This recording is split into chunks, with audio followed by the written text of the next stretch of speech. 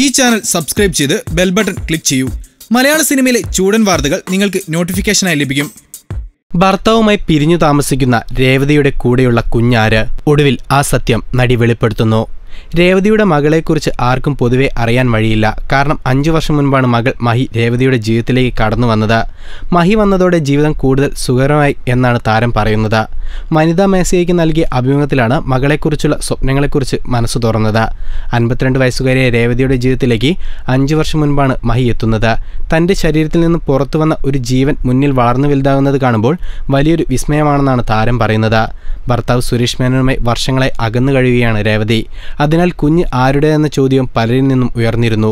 അതിന് രേവതി നൽകുന്ന മറുപടി ഇതാണ്: എനിക്കും സ്നേഹിക്കാൻ ഒരാൾ വേണം, ഒരു കുട്ടി വേണം എന്ന ആഗ്രഹം ഒരുപാട് കാലമായി ഉണ്ടായിരുന്നു. അത് നടപ്പിലാക്കാനുള്ള ധൈര്യം വന്നത് അടുത്ത കാലത്താണെന്ന് മാത്രം. എന്നിട്ടും സംശയങ്ങളായിരുന്നു. ഒരു ദിവസം പെട്ടെന്ന് തീരുമാനമെടുത്തു.